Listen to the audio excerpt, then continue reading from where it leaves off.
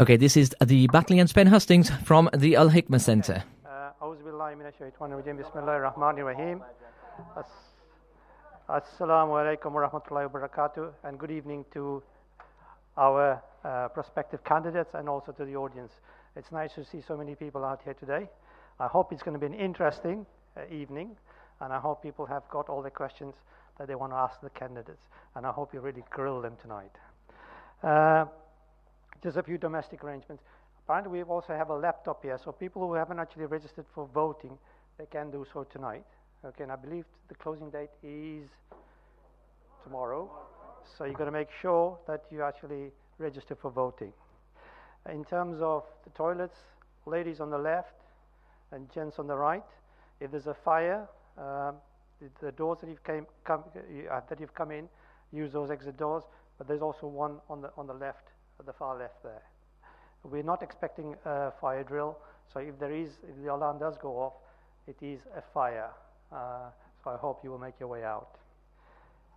In terms of the hustings today, it is being broadcast on our radio, our internal radio IMWS. It's on www.imws.org.uk/radio IMWS/.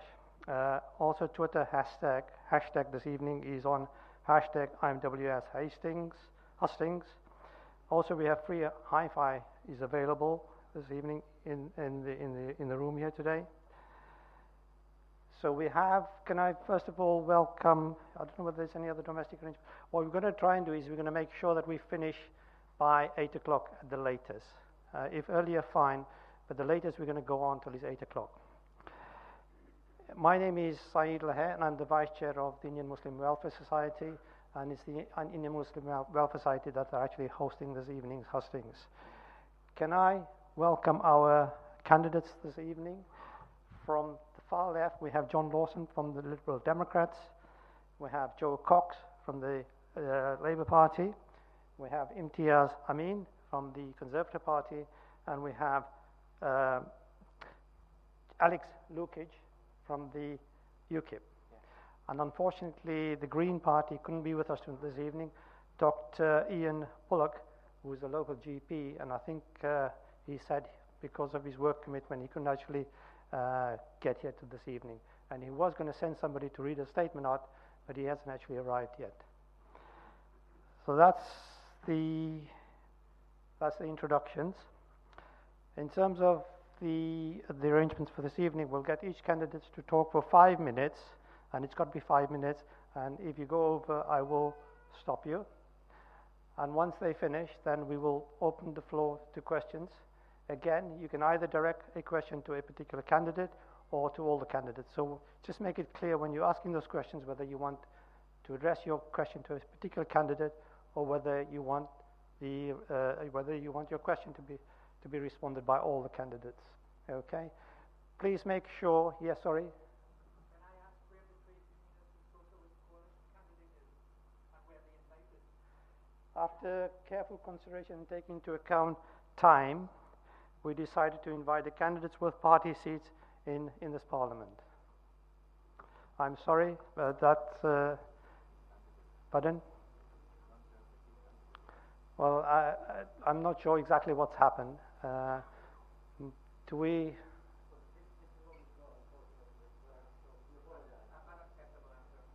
Okay. Well, all we can do is apologize.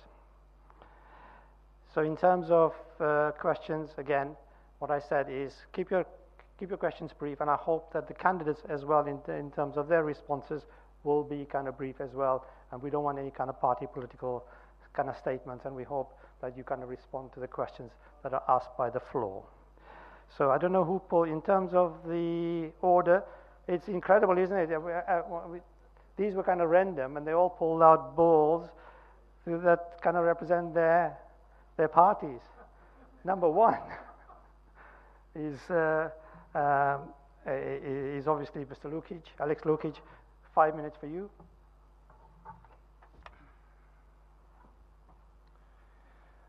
Well, thank you very much, and thank you all very much for coming here tonight.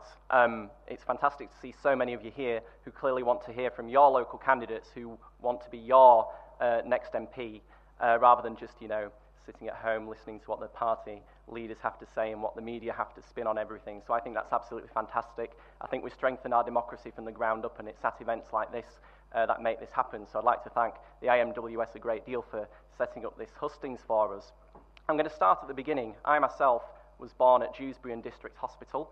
I've grown up and lived all around the area throughout my life, Robert Town, Clifton, Scholes, Dewsbury, Oakenshaw. In fact, the only time I've spent outside the constituency was when, after finishing at Hetman White Grammar School, the same school Mrs. Cox went to, I went to university in Edinburgh. I studied computer science there for 4 years.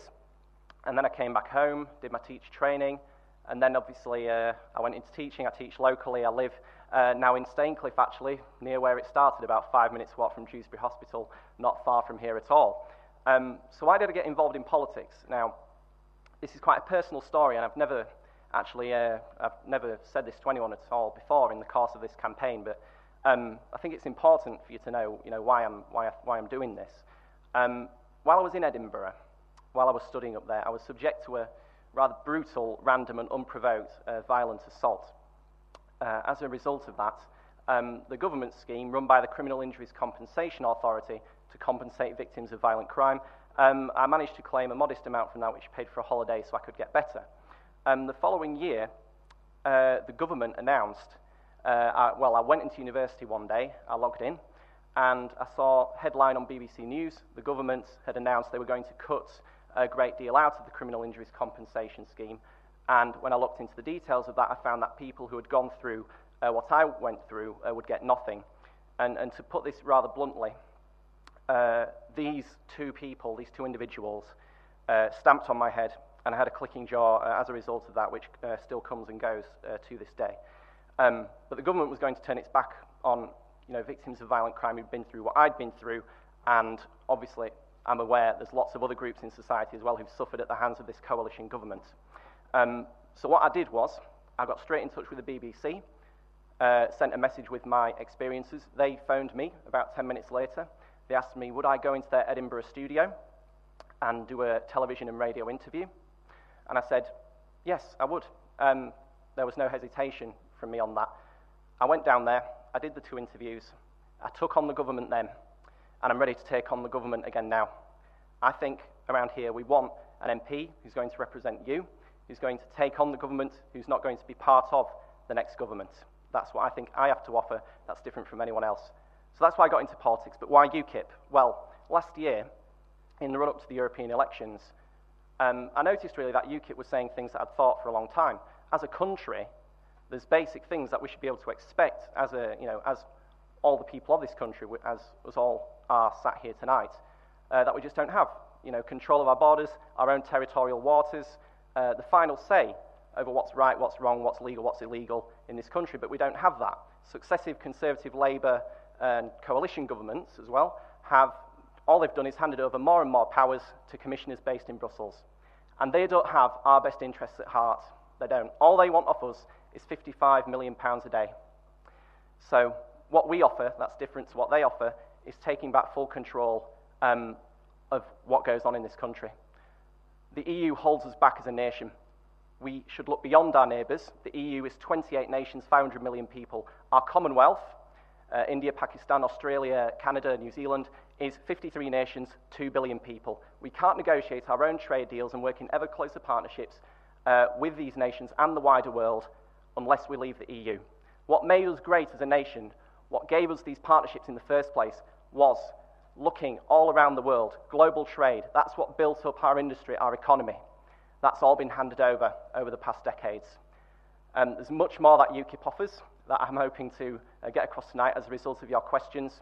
But for now, that's what I have to say. Thank you very much.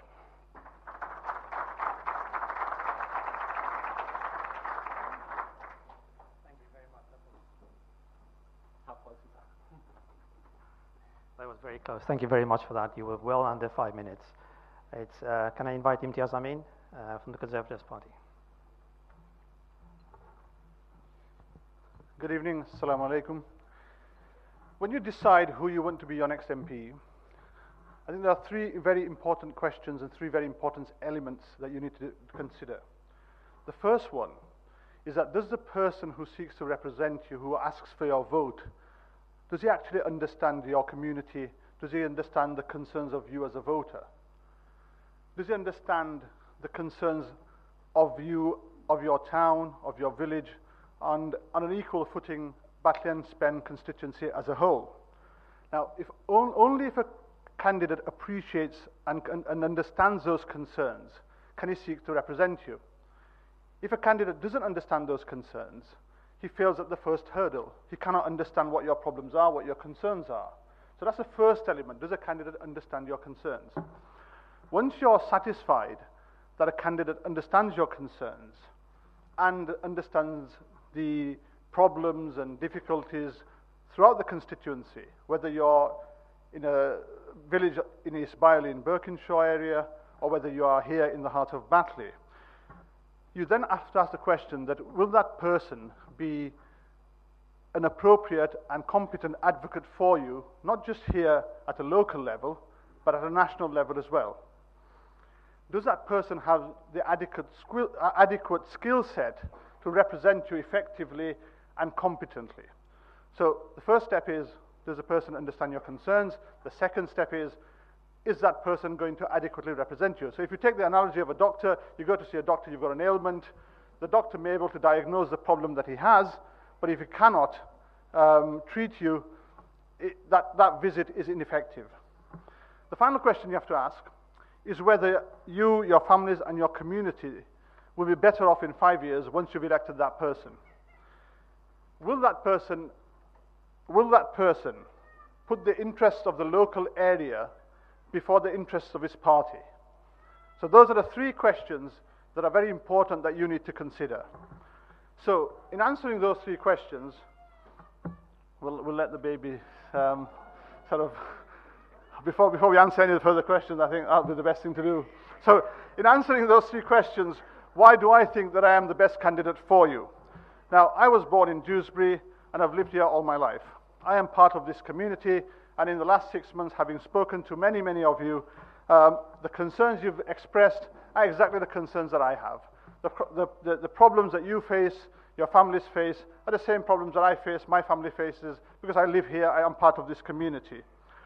I have the experience of having been a councillor in Kirklees, and I am used to representing constituents, and just as a solicitor by profession, representing my clients, I know what I have to say to effectively get the results for you as individuals, for your family, and for your communities. Amongst many issues I have raised previously as a councillor was the underachievement in schools, the problems of drugs in our society, and the problems we have in terms of fighting crime and dealing with those issues. And when I am elected as your MP, I will continue to make those representations on your behalf and to raise those important concerns. Now, Batley and Spenborough has a history of electing MPs that are independent. So Mike Wood has represented you well. He's been a very good constituency MP. The tradition he carried on was from Mrs. Elizabeth Peacock, who was also an independent MP. And they always put the interests of Batley and Spen ahead of the party interests. I will continue in that vein, but also I will be a more vocal advocate in Westminster. If we go back to when Mrs. Elizabeth Peacock was the Member of Parliament, when we had a Conservative government and a Conservative Member of Parliament, through the City Challenge Scheme, we received funding in the region of £37.5 million, I think, which was part paid as well.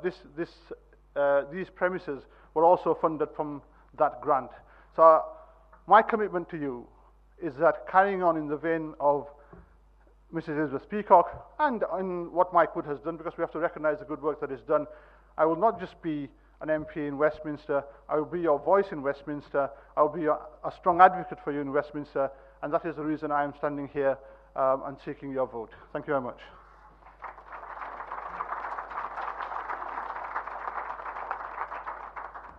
That was spot on 5 minutes. Thank you very much. Can I invite Joe Cox now, please? Thank you very much, and thank you again for all coming out on a Sunday night to listen to the candidates tonight. You know, we've got a really important choice to make in 2 weeks' time, and for me, the element of that choice is threefold. You know, first and foremost, this is a choice about policy, and it's a choice about a government, a Labour government that would put working people first, or a government that Imtiaz's party has represented for the last 5 years with the Liberal Democrats that puts tax cuts for millionaires first. It's about a choice around policy that would eliminate cruel policies like the bedroom tax, end 0 hours contracts, and give working people more fairness, or a government that will continue to cut back on public services, you know, and I fear put our NHS at breaking point. So this is an election about policies, and we'll, as a panel, and hopefully take questions from you about a range of those policy choices. And for me, this election is one of the most important in a generation, where there is clear blue water between all the parties, what we're offering in terms of different policies. A Labour Party that will put fairness back at the heart of government, or a Conservative government that would continue to prioritise the very few in our society that do have money and wealth.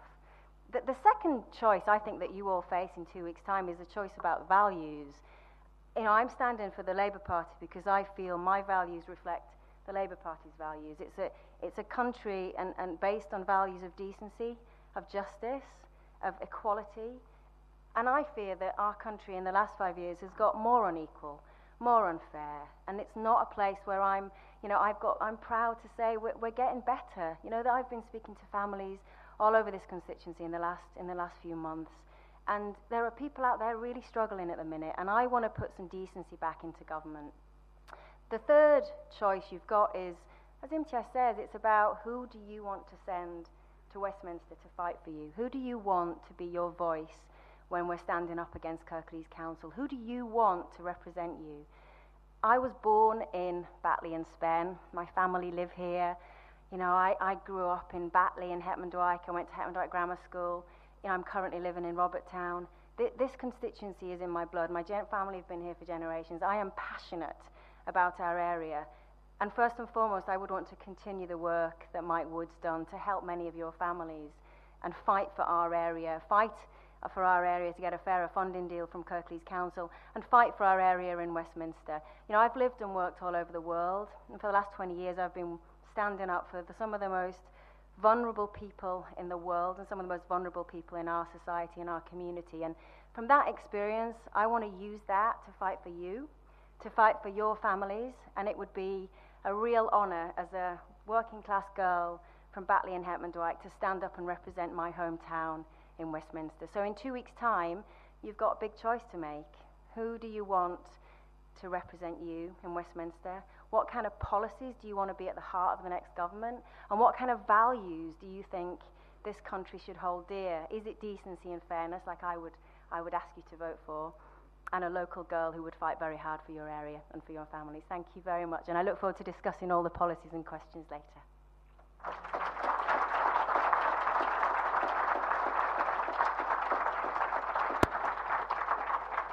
Thank you for that, Joe. Well under 5 minutes. Can I ask Mr. Lawson to address you?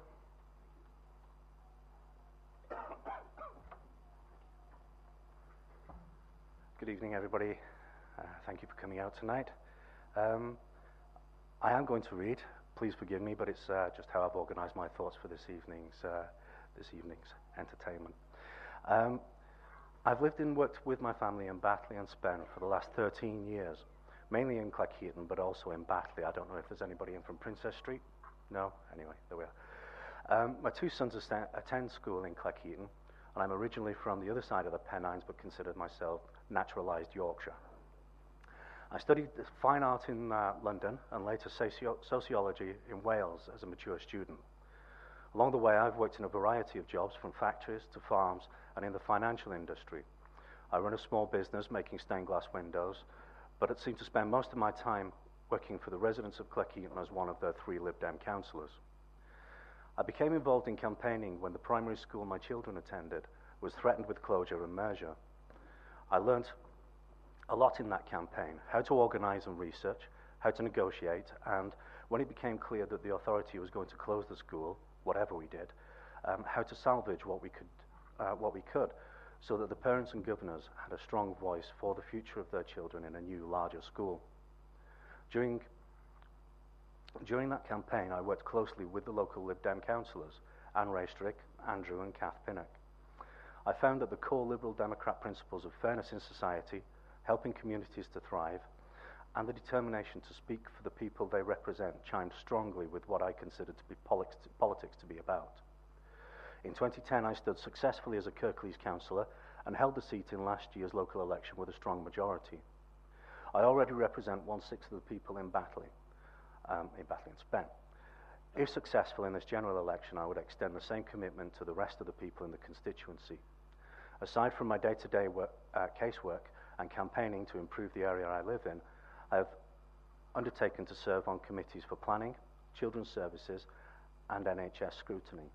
I also have voluntary positions as Kirklees representatives on the boards of the Lawrence Batley Theatre, the Media Centre Huddersfield, and the Pennine Prospects, which is a regeneration organisation for the South Pennine area.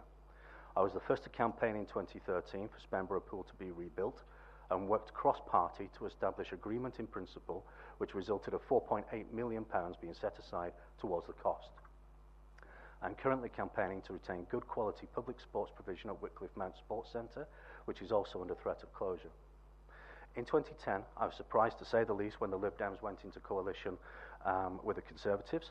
It took me a little while to understand that given the financial collapse we were enduring at the time, the economy had to have political stability to build trust in Britain as a place to do business.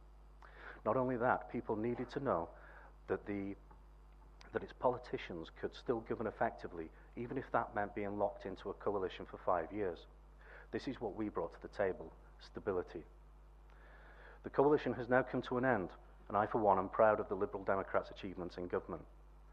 We've introduced the triple lock increase for pensions, so that pensions increase by the cost of living, rate of inflation, or 2.5%, whichever is highest. Tax measures mean that 24 million ordinary working people will be £825 a year better off, and that £9 billion has been recovered from offshore tax dodgers.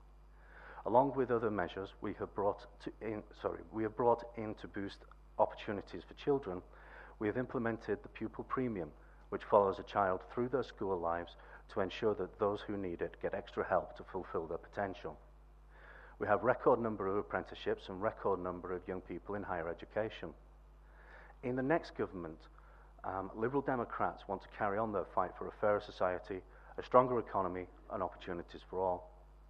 We will make this happen by balancing the budget fairly. In education, we will ensure that funding from nursery to 19 is guaranteed and that there are qualified teachers in every class. We will make sure that there is protection in law for the environment. We were the first to say that we would invest £8 billion in the NHS and guarantee that mental health care is put on a par with physical well-being. The Liberal Democrats now know that the time has come to slow down the austerity measures. We will still need them, but they don't need to be as aggressive. Now we need to invest in our infrastructure. Investing in schools, hospitals, roads and public transport will create jobs and improve everyone's lives. It would be my job, if elected, to make sure that some of this investment comes to Yorkshire and that Batley and Spen gets its fair share. Thank you.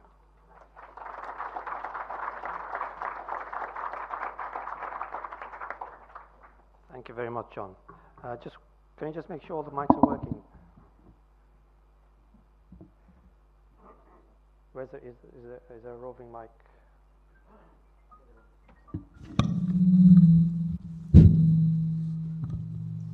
Is that the roving one, yeah? And this is the candidates. For the candidates, okay. Again, thank you very much for that. I forgot to mention, can people just make sure that their mobile phones are switched off?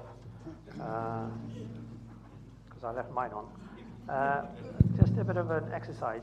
Can you tell people can show of hands? Tell me how many people have already decided what they're going to vote, who they're going to vote for. Go home then, aren't you? Why are you here then?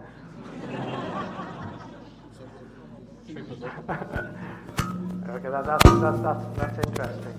But hopefully, the candidates just might, make you change your minds. Right, open for questions. Gentlemen, you're in front. I'll pick yours up later. I can ask Joe. Yes, just Thank you. Can I ask Joe? She's mentioned that Batley values. She's made the socialist values of years gone by or New Labour's values, which are completely different to mine and New Labour. Did people hear that question?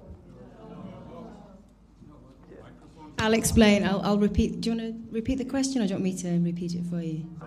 I think Joe picked up the question. Well, so the question was, are my values socialist values of old? Well, you said you're working the Labour Party values. Does that mean that Labour Party values of years ago, socialist values, or Tony Blair's New Labour values? Yeah, that's a great question. Good question. I mean, my value. I am a socialist, and I'm a very proud Labour Party member.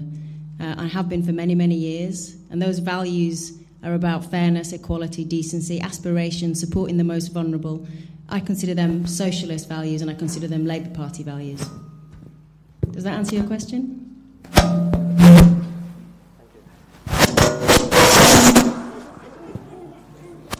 In 1975... Okay. In 1975, I voted to join the common market.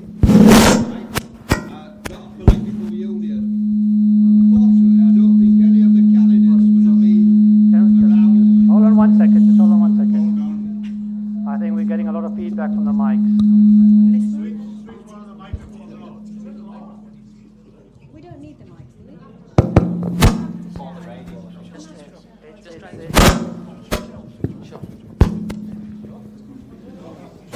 Okay.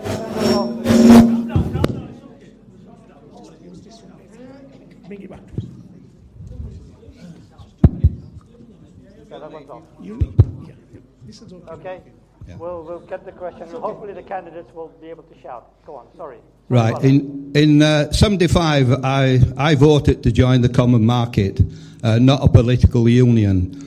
I suppose most of you on the panel weren't old enough or weren't around at the time. When do you think you should be given a chance of an in-out referendum? To all the panel. To all the parties. Can we start with Alex? Thank you. Governments, Labour and Conservative governments and coalition governments have consistently failed to deliver on a referendum. I have never had the chance to vote on anything relating to the EU or the common market. I suspect a large number of you in the audience haven't done either. And David Cameron has obviously promised a referendum in 2017. Yeah. However, it's clear, though, David Cameron isn't serious when he says if anyone in his cabinet did not support remaining in the European Union, and he did at the time of the referendum, he would expect them to resign their positions in the cabinet. We are the only party who can influence the next government to deliver that in-out referendum because it's only right that we have our say. That is a fundamental principle of democracy, and UKIP are a vanguard of real reform in our democracy. Thank you. Yes? The only party who is going to give you a referendum after the next election is the Conservative Party. We have said that we will renegotiate some of the conditions of our entry into Europe, some of our relationships with Europe, and then put that to a referendum. UKIP talks about referendum. They can't deliver anything. They're not going to have sufficient MPs. That's the reality. Labour have clearly said they're not going to give you a referendum. So if you want a choice in terms of staying in Europe or leaving Europe, there's only one party that you should be voting for, and that's the Conservative Party. As far as what Alex has just said about David Cameron, it's quite simply not true. David Cameron's position has been very clear from the outset. We will renegotiate. Subject to that renegotiation, we'll put that to a vote. The public has a vote. You decide. That's the end of the matter. Thank you. Yeah, but where David Cameron and the Conservatives haven't been in any way clear on Europe is exactly what you would renegotiate. We haven't heard anything from the Conservative Party that sets out in detail what will be on offer to the British people after this so-called renegotiation that the Conservative Party think they could do. We don't know what that offer would be, Imtiaz. We don't know what the Conservative Party's red lines would be. And, you know, it's very difficult to renegotiate as one government. The European Union works as 25. You have to negotiate collectively. And you know, most other governments have said no. You know, David Cameron, you're not going to come to us and tell us what we think the European Union should look like, and by yourself. And so I think there's a big question around exactly what is the Conservative Party's position in terms of any renegotiation. My view is I would relish the opportunity to have a proper debate about the European Union. Bring it on. You know, I'm pro-European. I'm not ardently unreformist. I think we should reform Europe. I think we continually need to reform it. I worked in Brussels for a charity for 5 years. I know how Europe works, and it's not without its faults. But, you know, I passionately believe that our membership of the European Union delivers enormous benefits for British citizens, not just jobs, but working rights and things that we would never have negotiated or made progress on alone. So let's have that debate. I would personally relish it. Where the Labour Party has been clear, far clearer than the Conservative position, is that if there is in the future a substantive change in the European Union terms and conditions, we would put that to the British people. And I think that's actually far more honest than what the Tories are promising, which is some undefined offer to debate a change on a treaty that you have no idea what you're going to deliver. So look, but personally, bring on the debate about Europe. I'm happy to have that discussion.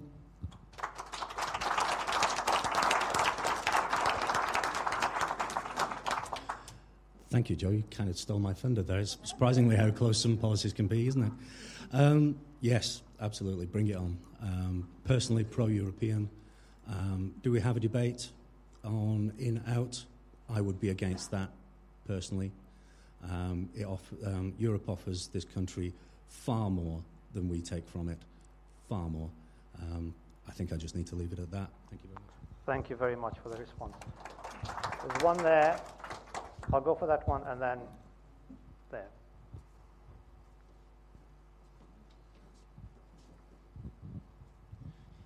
I take all the points that have been put on that subject, but Jean-Claude Juncker said this week no negotiation during his tenure, which is until 2019.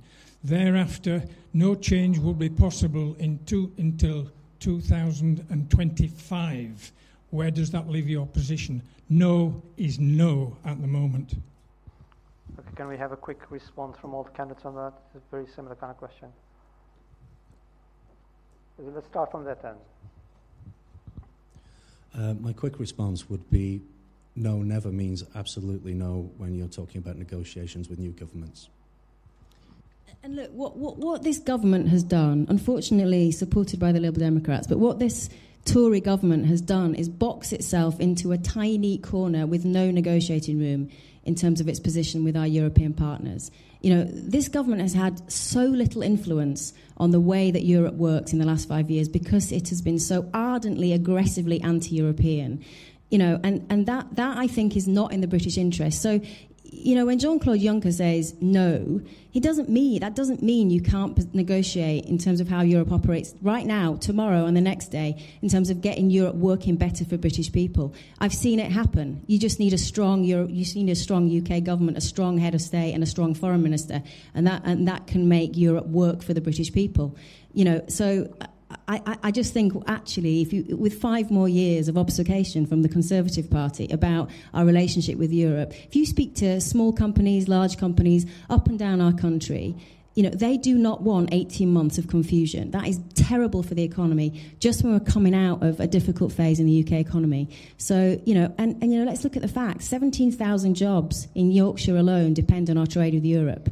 That's importing and exporting serious amounts of produce, which workers in our region depend on. So, you know, I don't agree with the premise of the question in that you can change Europe if you're an active UK government right now and tomorrow and the next day. You don't have to wait 5 years or 10 years. But, you know, what this government has done is box itself into a corner. Can you move, please?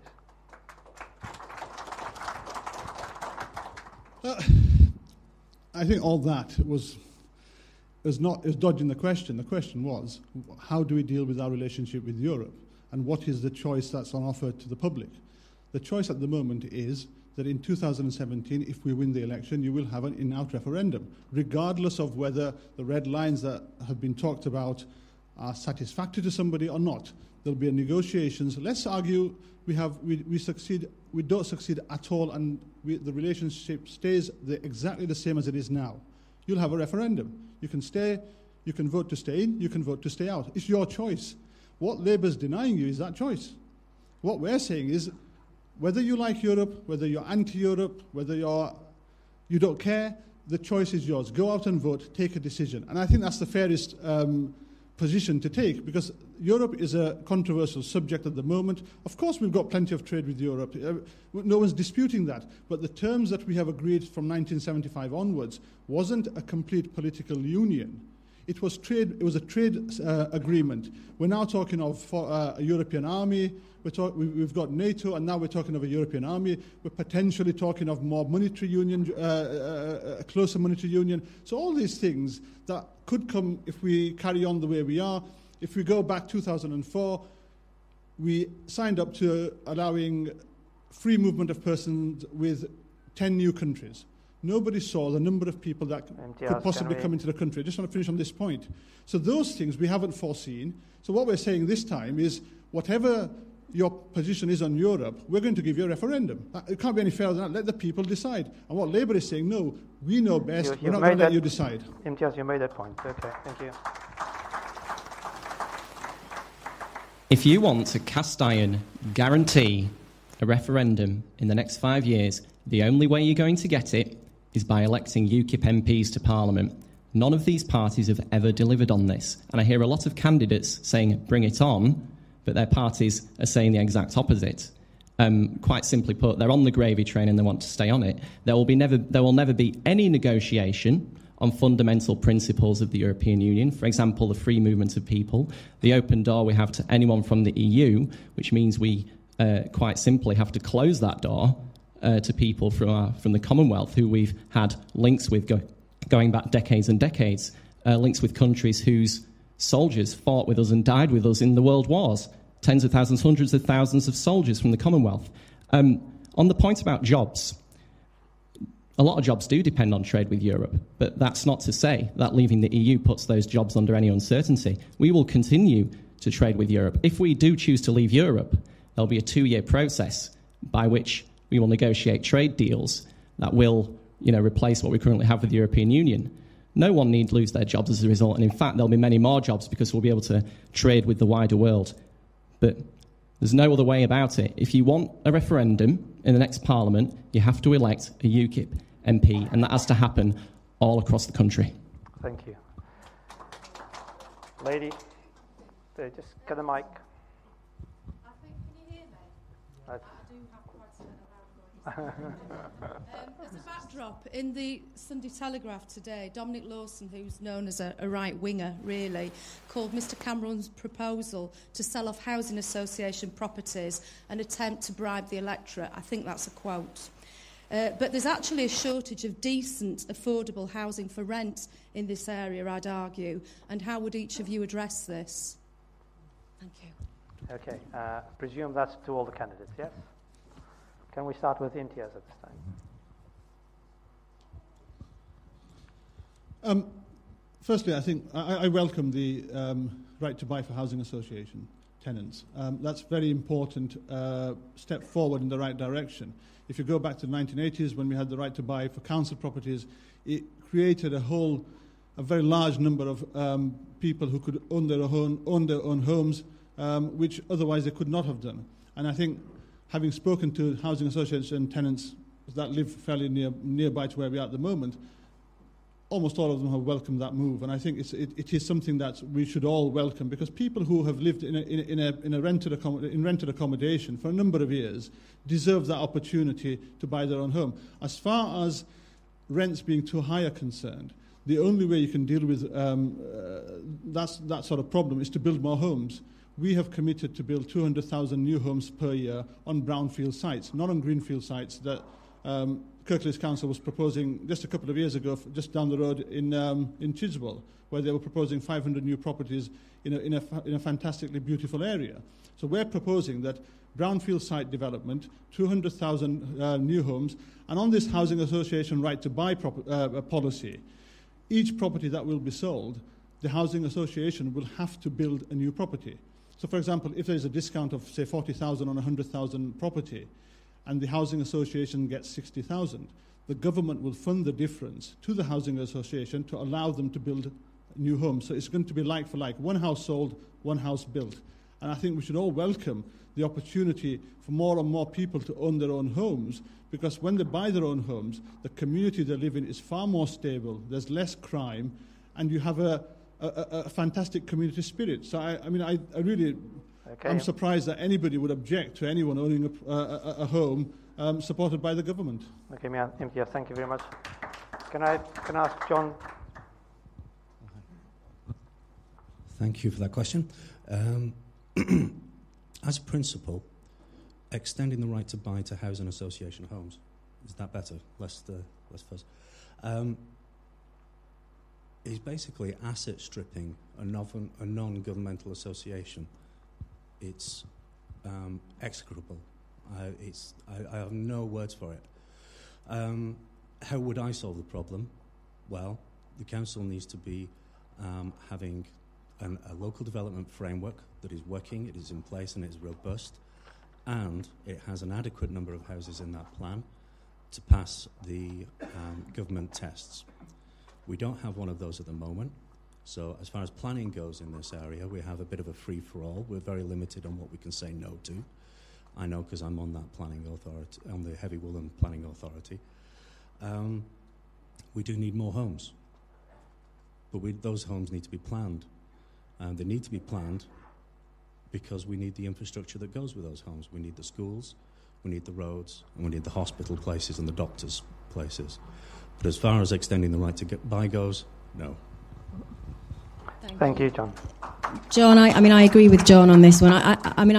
I think this is a bonkers idea, quite frankly. And if you look at who's come out after this announcement was made, you've got housing associations coming out, you've got the House Builders Federation, you've got housing experts, you've got most private development companies saying this is a ridiculous policy idea. If you look at what happened in the 80s and 90s, Imtiaz, when the right to buy was brought in by the last Tory government, not only did you suddenly see a massive problem in terms of housing supply, but house property prices went through the roof because we didn't have enough houses.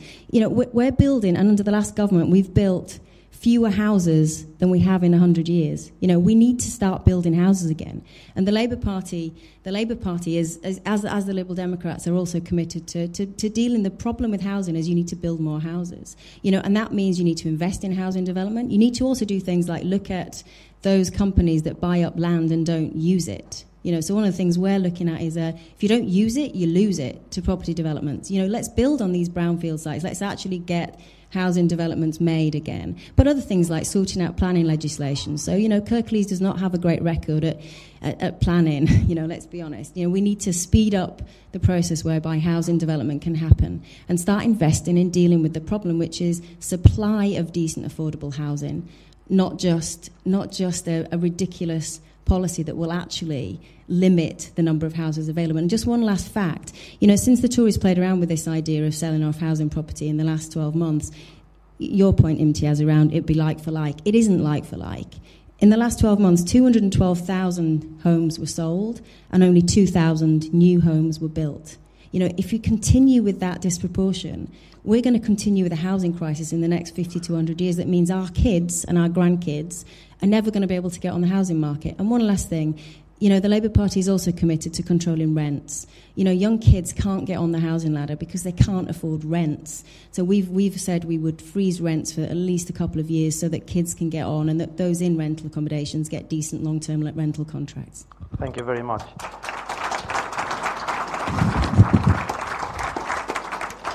Alex? While we continue to have open-door immigration to the EU, we have to build a new house every 7 minutes. It's almost impossible to keep up with that. As for the right to buy for housing associations, I understand the housing associations themselves have suggested that they might sue the government if they actually bring this forward. So I do have my concerns about this. The Royal Institute for Chartered Surveyors was actually given credit to UKIP for their housing policies. In our very strong manifesto, which has come into praise from a lot of quarters. But what we want to do to actually increase the supply of affordable housing is, first of all, issue grants for the decontamination of brownfield sites, put a lot of money into that, and also exempt the first sales of these houses on brownfield sites from stamp duty and VAT, which will reduce the cost of buying those homes a great deal. So we have a great policy for dealing with the supply side. I have a great deal of concerns with the policy that the Conservatives have brought forward. I think it's a bit of a last-minute, cynical vote grab that has not been costed properly. Thank you very much. Now, there's loads of questions. Can I suggest to the candidates, in terms of your responses, can you try and keep them to about 1 minute 30 seconds? And I'll remind you, because there's loads of questions. And I know that, Peter, you raised your hand, and then I'll go to you. Peter? Thank you. I'm Peter O'Neill. I'm a Batley citizen. Firstly, in the interests of democracy, can I say that the fact that only 5 of the 6 candidates have been invited here is not acceptable, and for IMWS to say apologies isn't good enough. My question is about asylum issues. I've been a champion for destitute asylum seekers in Kirklees for some time, so I'm interested in asylum issues. And for any candidate who wishes to have my vote, can I say, would you commit in principle to ending indefinite detention of asylum seekers, which is not only unacceptable in any civilised society, but also it's costly. It costs £37,000 for each one, £200 million a year. So, it's not a good practice. Also, would you commit to ending the destitution as a policy tool to force asylum seekers to leave? The best way to do that is simply to allow them to work. Most European countries allow them to work for 9 months, some for 6 months. So would you commit to that, please? I'll get Alex to start with this. Thanks for your question. I'll support anything that would result in fairer treatment for asylum seekers, who are obviously a very vulnerable group. And under UKIP's controlled immigration policies, asylum visas are definitely, obviously, still included on there. We do prioritise a great deal of fair treatment of asylum seekers and abiding by our international obligations. Thank you for that quick response. MTS? I think as a party, we've got a proud record of allowing asylum seekers into this country. If you go back to the early 1990s, when we had the Bosnia crisis, when we had a large influx of Bosnian refugees and asylum seekers, we were the party in power which supported that. I think the specific point about allowing asylum seekers to work, it's been discussed numerous occasions that should we allow asylum seekers to work. At the moment, they're not allowed to work, and as you say, we then have to look after them. It is a sensible step forward that if there's an asylum seeker whose application might take 2 years, or they may have limited leave to stay in the country, to allow them to work. I don't see why we should object to an asylum seeker working, especially if they have the skills required, because it's not always asylum seekers who are from poor countries. You may have asylum seekers from sort of wealthy nations who've been persecuted for whatever reasons. So I think that principle, I think there's no objection to that. As far as indefinite detention of asylum seekers, I'm not quite sure how many are held on an indefinite basis, because I have worked in this field before through my profession, and asylum seekers generally are allowed limited leave to stay in the country at a fixed address, and they have to register every 2 or 3 weeks with the police station or with the immigration authorities. So I'm not quite sure what the actual figure is in terms of indefinite detention. So on that point, I can't really answer until we have specific figures provided. But on the principle of allowing asylum seekers to work, I think there's no objection. Okay, thanks for that. Yeah, I mean, definitely against indefinite detention, and definitely in favour of the right for asylum seekers to seek work to support them and their families. And, one of the things I'm most proud about our country is that over the years we have welcomed people fleeing persecution. It's something we should be very proud of. It's a tiny proportion of people, and it's something we should stand up for in the future. Thank you for that, Joe. Thank you, Joe. Yes, in the Liberal Democrat manifesto, we do have a specific line in there for speeding up applications from asylum seekers. I personally would like to take that one step further and have those positively decided should there be a non-determination. That's if it takes longer than the agreed time. Thank you. Thank you very much. Now, I know there was... Hassan?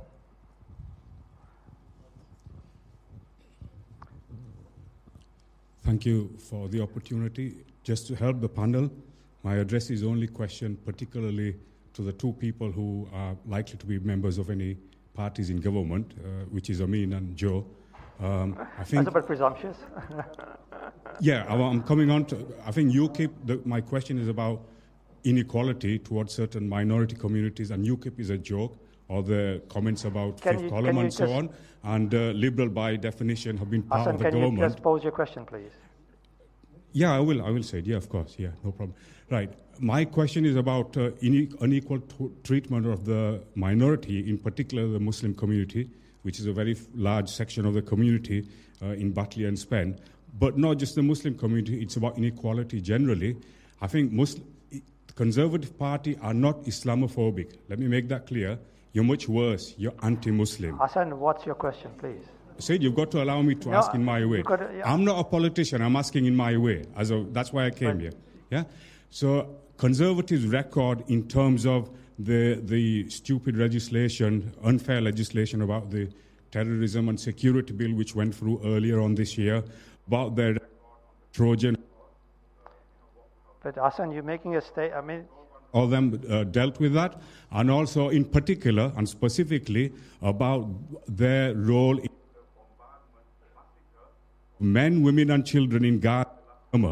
I saw Hassan, please.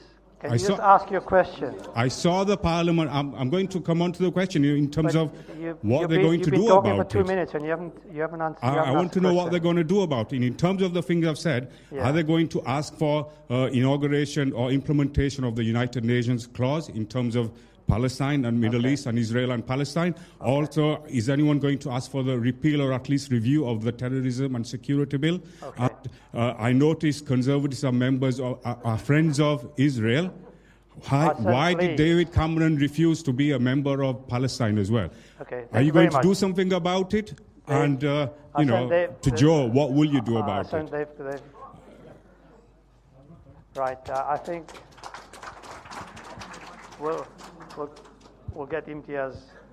It was a question around Palestine, and I think it was there are too many questions in there. It was probably more a statement rather than a question.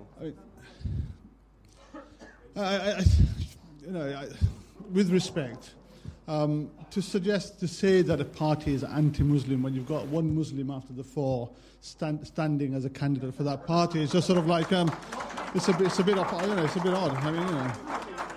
I mean, what do you want me to say to that?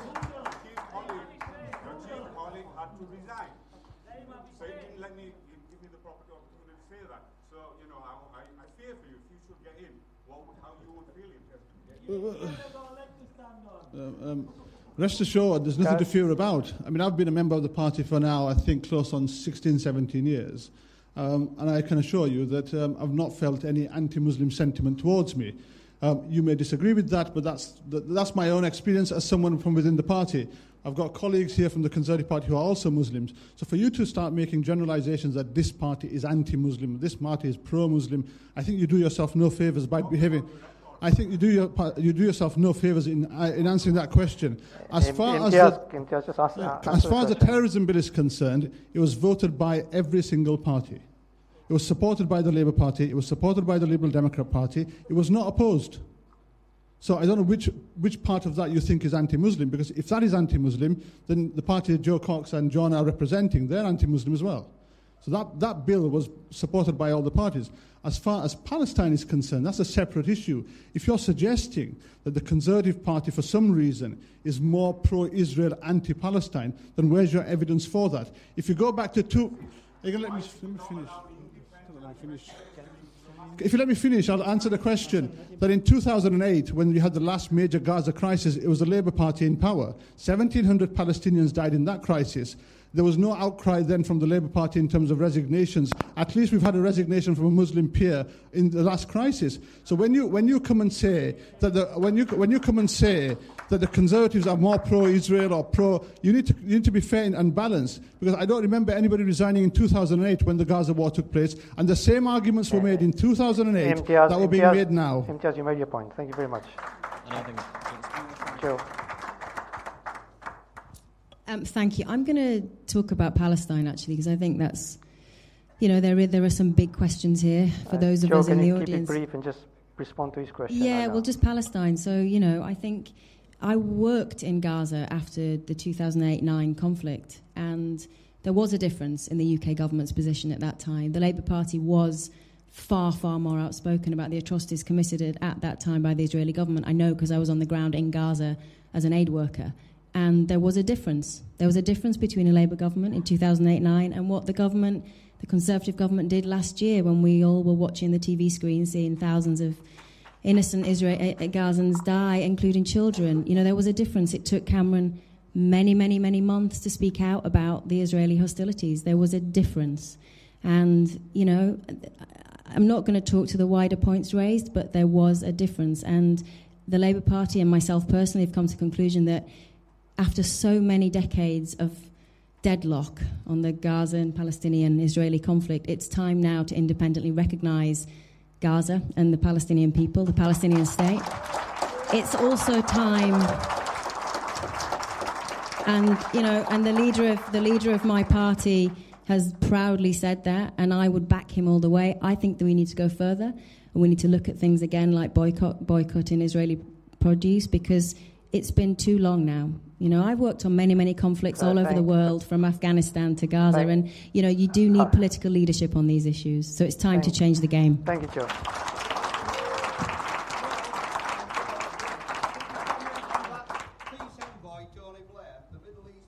Can it? That's next question. Right, I'm going to take. In fact, I've got a written question here from somebody, and I think I'm going to take this one first. As a student who would prefer to start their career and remain in the north, what is your party's stance on development of cities in the north of England without moving to London? So basically, there's a student who would prefer to start his career and remain in the north. So somebody who's actually studied maybe outside Yorkshire and come back home. So what's your party's stance on development of cities in the north of England? Can I ask to start at that end? Yeah. So quick response to the question. First of all, I don't know whether the question is from male or female, but if it's a male, good lad. Yes, we do need our investment in the north. We need in the next government to make clear and positive decisions to make good, solid investment in the north. The rail links from London to the north are very good, very well and good, but we need to make sure that our links from east to west also are there. Okay. Lost. Thank you very much. Okay, so... Thanks. I actually know very many people who are lawyers in Leeds. You know, Leeds is a thriving hub for legal practice, so move to Leeds and try and get a job there, I'd say. But there are lots of things we need to do. You know, we need to improve regional transport links in the north.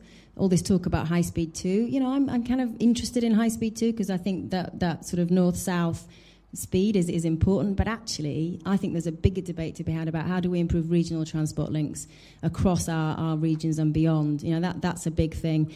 And, you know, we need to make sure that companies, when they're growing, get the right support from government and local authorities in terms of lower business rates and corporation tax, so that they can grow and invest and employ people like the lawyer, but many others.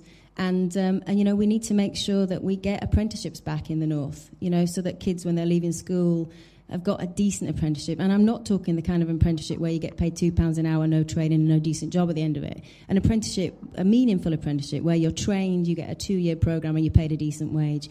We need that to bring people back to the north, and when they're talented, to stay here. Thank you very much. And Jess? What the Conservative government has done is to create the conditions for the economy to grow. As a result of that growth in the economy, the Conservative government has provided the Leeds City region with approximately £1 billion to develop the transport network. There's a West Yorkshire Transport Fund, which is at the moment administering £1 billion of funding, linking the HS2 with the local regions. Now, I think the period for responding to their proposals ends soon, so they are looking for feedback from the public as to how the region develops its transport fund. In addition, there's a £500 million that's come through to, it's called the Economic Investment Fund, which is to develop areas like Batley Spen and other areas surrounding West Yorkshire. So there is a number of things that are already happening from the Conservative government. As far as apprenticeships are concerned, there are 2.2 million new apprenticeships that have been created in the last 5 years, 6,000 of which have been in the Batley Spen constituency. So there are a number of opportunities now. We are committed to a further 3 billion apprenticeships over the next 5 years. Just as give you a statistic in terms of how this region is doing, unemployment in Batley Spen has dropped 46% since 2010. So this region is growing. We're in the right direction. More jobs have been created in Yorkshire in the last 5 years than the whole of France. So for anybody to suggest that there's not enough growth in these regions, the fastest growing region at the moment is the northwest. We need to match that in Yorkshire. Okay, and the way we'll match it is by just let me finish a sentence, please. But the way we'll match it is by continuing the economic plan that we're on at the moment, and not go back to the deficit and the crazy spending that the Labour government was doing. Thank you. Okay, so that would be the economic plan that's left us with £1.5 trillion of debt and a £90 billion deficit. That's no economic plan I personally would support. I want to talk about what made the North great, which is manufacturing and heavy industry, and it still makes many areas of the North great. Nissan in Sunderland produces more cars than the whole of the Italian car industry. Caterpillar making heavy machinery in 3 massive plants in Leicester, Newcastle and Glasgow. Hitachi in the northeast are going to be building new trains. That's not just for our country, that's going worldwide. So why don't we have more of this? Well, we make ourselves uncompetitive in these areas through energy prices and through targets on CO2 emissions, because all that happens is the levies on our energy bills, 10%, all that does is move heavy industry and manufacturing further abroad. UKIP unashamedly want to drive down energy prices, which will benefit the poorest in society and also boost our manufacturing, our heavy industry, jobs and the economy in the north of England. Thank you, Alex. Sorry, no, sorry, we've got to move on. We've got loads of questions that people want to ask. Read the next one. Yeah, I'll read the next one. I'll go to Zubair first, and then I'll go to you, and then I'll go to you, and then you.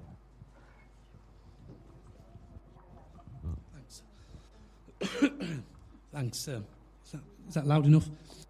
Yeah. Nice to see the 3 chaps for the first. Go on. Is that any better? Yeah. Well, nice to see the 3 chaps for the first time, and Joe. Nice to see you again. You've been on my doorstep at least a couple of times. Quick question. Well, actually, two questions. Sorry, two very quick questions. Who's going to be a part-time MP if elected, and who's prepared to relinquish any paid job, directorships, and whatever else that's available today? So that's a simple enough. And followed by, nationally, there's been a lot of rhetoric around money that's suddenly now available to fund the NHS. It'd be interesting to hear from the panel in terms of some of the proposed changes, what their thoughts are. Okay, so the first question, really, a very quick response to that, whether you're going to continue what you're doing now or whether you're going to become a full-time MP. We'll start with Alex. I'm trying to remember what the second question was now. What do we think of the changes in the NHS? NHS, yes. Okay, so quick responses, please. Okay, so first of all, at the moment, I'm a teacher, subject to serving my notice period. I'll be a full-time MP. I won't take on anything else. I want to be completely dedicated to the role of MP for the benefit of everyone in Batley and Spen. I want to serve you absolutely as best as I can. On the changes to the NHS, what we've seen under the Labour government was private finance deals, which has led to the downgrading of services at Dewsbury District Hospital, getting lumped in with the Pinderfields PFI deal. And under the coalition government, we've seen a restructuring of the NHS, which was not in the manifesto and has cost billions of pounds. UKIP want to see an NHS free at the point of use, publicly funded, in public hands, getting out of these PFI deals early where possible. So I want to absolutely quash any myths about this. I and my party are firmly behind a public NHS free at the point of use. That's not what Nigel Farage said a couple of months ago.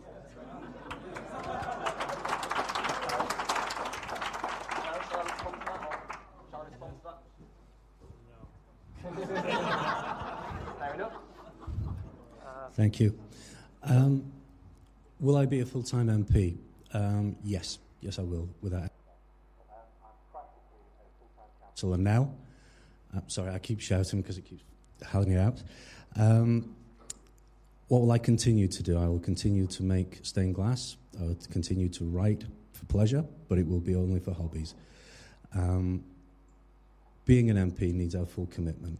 There is no getting around that. There is no sort of other option. There's a contract between voter and MP that needs to be fulfilled, and that's full-time. There is no other way. Changes on the NHS. No change is not an option. The way that some things are running at the moment are not sustainable. That's why Lib Dems in the next government will be offering £8 billion, and we were the first to do so, to meet NHS's call by their own bosses to fund their needs. We've also promised £123 million to digitalise the NHS, so we're not chasing around pieces of paper for our appointments. Thank you. Joe? Thanks. Yeah, I'd love to be a full-time member of Parliament. I don't think you can do it any other way. And on the health service, I mean, this is why I think this election matters more than any in a generation. There's a big choice. You've got the Conservative Party who want to take our public investment in public services back to what it was in the 1920s, which is before we had an NHS. And other parties desperately trying to find the money. And this £8 billion commitments that the Conservatives suddenly rabbited out of a hat last week was very unclear about where any of that money will come from. The Labour Party has definitely found 2.5 billion, which will come from a mansion tax on properties over £2 million, of which there aren't that many in Batley and Spen, and a charge on tobacco companies and some crackdown on tax avoidance. So we have costed 2.5 billion, which will go into a time to care fund. We've costed that will get more doctors, GPs, nurses, as quickly as we can back into the health service. And, we desperately need money, but the health service also is about reform, and it's about getting the private sector back out of the NHS and putting the NHS back in the public hands. Thank you. That was a quick response. Yeah, yes, on the full-time MP bit. As far as the NHS is concerned, I mean, any Labour candidate saying that they've got fully costed plans and they're going to control spending is like an alcoholic lecturing people on the damage that alcohol can do to you. It's just a ridiculous thing to say after the mess they left this country in with a £150 billion deficit. I'm just making a point. The past is very important, because if the Labour Party is now saying they're going to cost their funding commitments, what they did last time is very important. They didn't. They overspent by 150 billion. We have spent £12.7 billion extra on the NHS in the last 5 years, as a result of which the NHS is in pretty good condition. Now we can.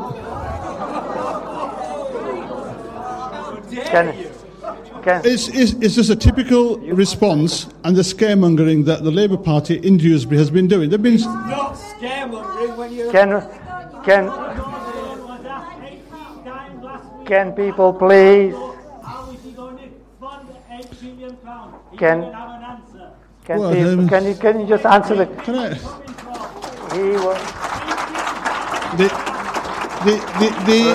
The 8 billion.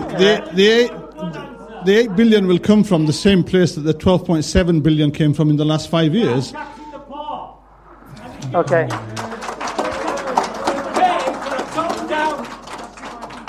Can people please? That you said you wouldn't do. Please. Well, I think. Can people? We don't want to evict people from the room, right? Can people just calm down? If you let he will answer your question if you. If you let me answer, I might be able to deal with your concerns. Well, I think you've asked 18 times. If you let me answer, I think I might be able to do so. Okay, we got loads of questions that people want to ask, and if people keep interrupting, we're not going to get there. So, can people please? I think where I was that 12.7 billion has been extra has gone into the NHS, and we are committed to an extra £8 billion over the next 5 years. Now, just on the scaremongering, which didn't go down too well on this side. they've been saying that Dewsbury Hospital is going to be closed, it's going to be shut down for a number of years. Dewsbury is going to have, and you can go onto the website and on the Mid Yorkshire Health Trust, £21 million extra is going to be spent on Dewsbury Hospital. The Cavell unit is going to be redeveloped to allow for some cancer treatments here in Dewsbury. The A&E is going to be here as well, despite the scaremongering that the A&E is going to be closed. Some of the... No, it's not been downgraded. MTS, can you just answer the question? Look, Said, if you're not going to let me answer, constant interruption, you do need to let me finish my answer. Okay, but the hospital has not been downgraded to the point what they're saying. At the moment, if you were to have an accident, the ambulance will take you to whichever hospital it wants to take you. You don't have a choice. It is true. Can people stop? If you let me finish. Can people please stop interrupting him? The only thing that happens is he keeps repeating himself as well. At the moment, if you had an accident, the ambulance will take you to whichever hospital can provide you the best treatment. That will not change. The A&E, 80% of the people who use A&E in Dewsbury now will be able to do so after the changes have been made. Now, the concern we have, we don't want to see our local hospital... 30 seconds because you're going on for too long now. I get heckled and I get interrupted, and then the chair's interrupting constantly. If you tell 30 seconds, I'll finish. If you stop time with 30 seconds. The hospital will not be downgraded to the extent which you have been hearing from some people. 80% of the users in A&E will continue to do so. For the specialist treatment that will be required, you may have to go to Pinderfields, you may have to go to Leeds. The concern we have, and is a concern I'm sure is shared by the panel, what we don't want to see is a drop in the treatment at Dewsbury. Now, if we are given assurances that the treatment you will get in Dewsbury is a decent standard, then I think we should support the changes, and that I think we can have an inquiry on that. But to scaremonger, to say Dewsbury Hospital is going to close down, the A&E is going to close down, the maternity services are going to close down, is simply not true. Thank you very much, MTS. Okay. You've had a chance to answer. I'll come to you later because you've had a question already. This little lady here, I'll come to you. She wants to ask a question. Hold on. Wait. Why are you going to close Hikmah White Library when we need it? And are you going to help to keep it open?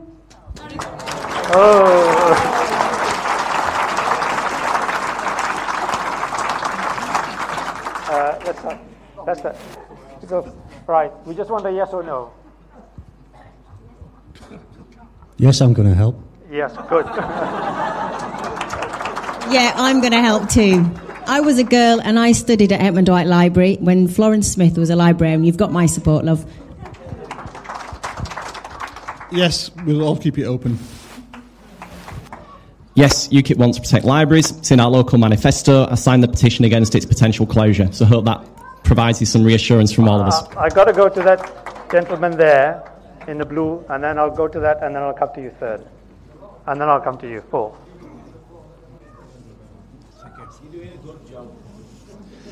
Thanks very much. My name's John Rattigan. I have worked in the NHS for 30 years.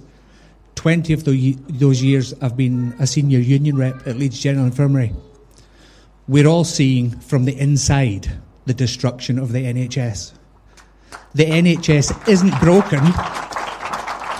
You might knock us down, but we're going to get back up again. How much of the money promised to the NHS, the billions of pounds, the 8 billion, the 2.5 billion, what percentage of that is going to go to your party benefactors and to your private finance agreements and the Transatlantic Trade Initiative? Right.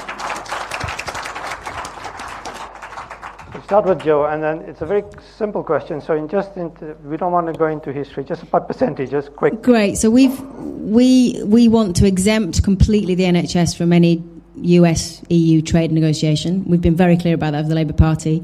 Absolutely shouldn't put the NHS in that negotiation. We've also said if there are any private providers in the NHS, they should have a very low cap on what profits they can take away, because the NHS should be, for us. And thirdly, listen to me. Thirdly, the first act of a health secretary, a Labour health secretary, will to repeal the Health and Social Care Act, which has given private providers far, far, far too much access into our prized and treasured NHS. It's time to get them out and put the public back in charge. Thank you. I thoroughly agree on the TTIP. The NHS should be ring-fenced. Absolutely no hands-off, actually, NHS, because that's... we need it. We need it. It's ours. It's ours. John, can you just pick your mic up here? Okay, you've responded. Did people hear his response? Yeah.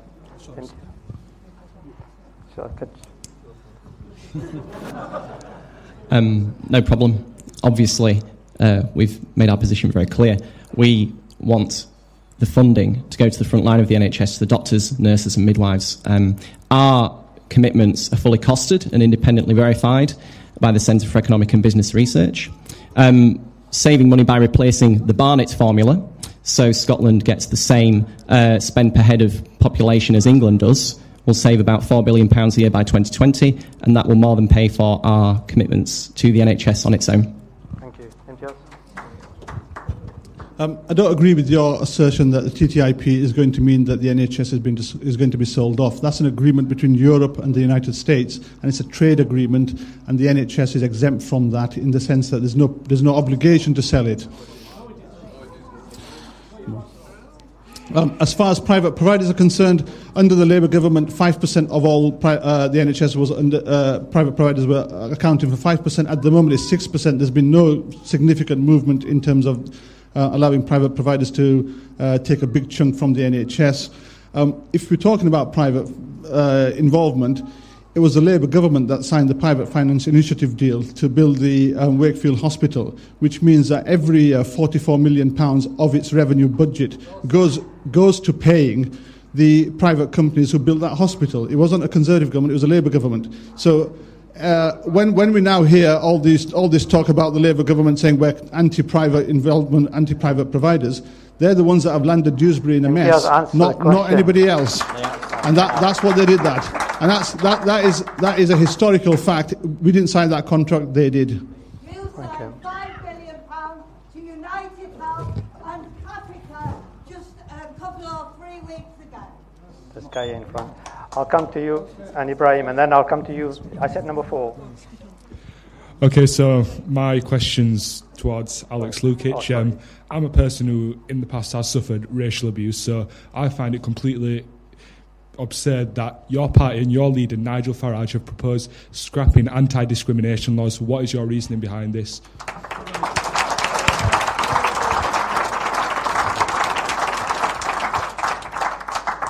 I appreciate the emotion behind that question. What we want to do is allow companies to hire young British workers, and it's only the parties that claim that when we say young British workers, we just mean young white British workers. We have a definition of British that encompasses British Asians, black British people. We want to give you more opportunities. That's what we want to do. That's what it says in our manifesto. We want to allow companies, and it says very plainly, to discriminate in favour of young British workers.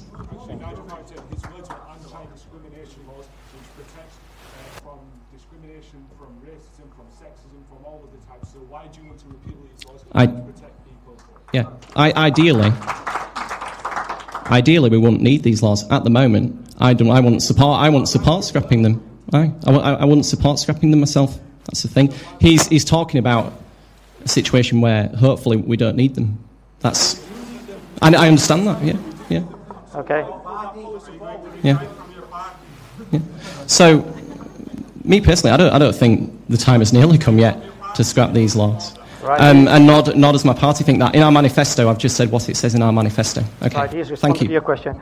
There's a lady up front here who, and being equal, I think she needs to be given the opportunity to ask the question. I've worked in the charity sector now for the last 8 years, and there have been huge cuts in the last 5 years from central government that have impacted at local level. I want to know what you'll do as our MP to ensure that these cuts do not force local authorities and CCGs to make unnecessary cuts to the care, charity and welfare budgets, and then they're in turn forced to use private companies to make savings. So how will you influence your position in Westminster to protect local budgets and stop backdoor privatisation? Thank you. So, shall we start with Imtiaz? So this is about how you're going to protect local budgets. Can I just ask, as far as in terms of charity, what sort of charity is it? I mean, right, yeah. Yeah. Well, two things. Firstly, the reason that we've had to cut certain budgets was because we had a huge deficit. There was no alternative. The government was close to bankruptcy. If we hadn't spent that, had done those cuts and efficiency savings, we'd have been in a complete mess. As far as Kirklees is concerned, I know that Kirklees' argument is that we've been squeezed quite hard, but Kirklees Council is sitting on balances and reserves of 144 million. So you pay your council tax, you think the council is spending the money, it's got reserves and balances of 144 million. So why can't they use some of that? That money is there for a rainy day, it should be used. The balances and reserves of Kirklees Council are 144 million. It belongs to Kirklees Council, whichever way you look at it. That's the reality. Does Kirklees Council have a... No, it's not a school budget. It's not all a school's budget. Let him answer the question, please. Kirklees is sitting on 144 million pounds. Right, you made You're that point. paying your council tax. They're not spending it. That's the reality. Okay. As far as the charitable sector is concerned, and I have had discussions regarding especially the care that's provided by private companies and some of the concerns that the standards may be not as, well, not maybe the standards, the supervision might not be as robust as care provided by Kirklees. It is a concern, and I think we need to monitor that rather than dismiss that, because the private sector is involved, it is providing care, and I think we need to monitor rather than dismiss it as something that we don't support. So we do support private care providers as long as it's monitored correctly, along with charitable sectors and the public sector. Thank you. Thank you very much for that. Can we move on, please? Thank you. I mean, what we've had in the last 5 years is a government that fundamentally doesn't believe in local government. And all this talk, do you remember, of the big society whereby charities were going to suddenly spring up and look after everyone from the vulnerable, disabled to the elderly? And you can't do that without money. You can't do that without support. And, you know, we haven't heard much of that phrase of late. But, you know, I've worked in the voluntary sector as well. You need support from local government. You need that to be enshrined in not just money, but actually technical advice and support to help you as a voluntary sector organisation grow. You know, and we're seeing this, just the conversation we just had about hospitals and the NHS.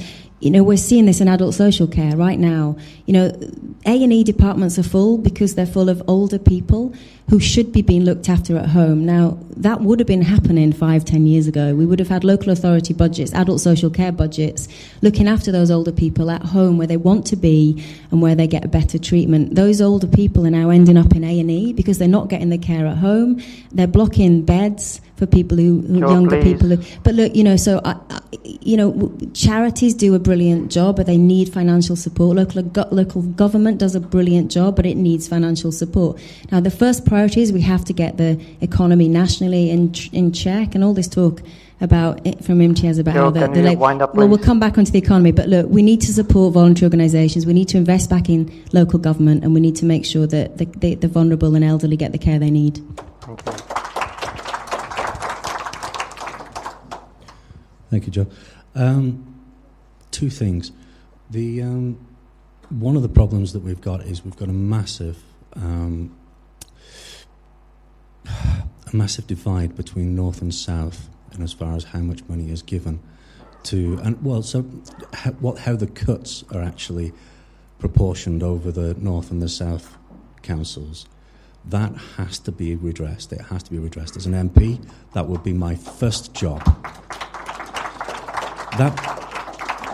That money is needed from the local authorities. It's needed in our, what we used to call them area committees in Kirklees, but we now call them district committees. They've gone a bit larger.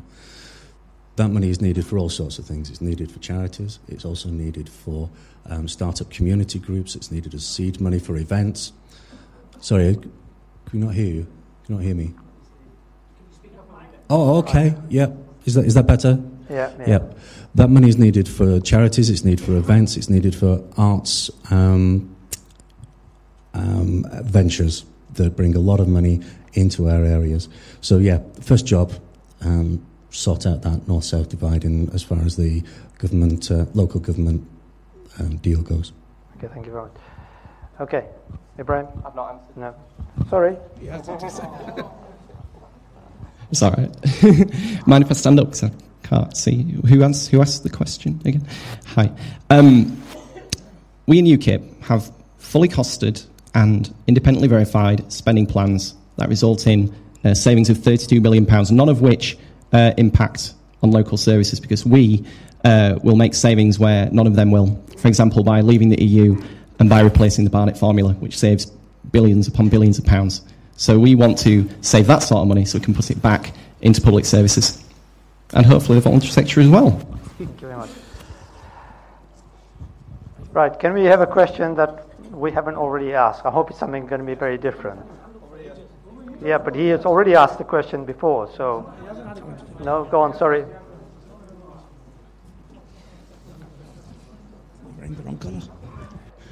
Good evening. Energy and energy costs. Not an hour away from here is Drax coal-fired power station, which produces 7% of the United Kingdom's electricity.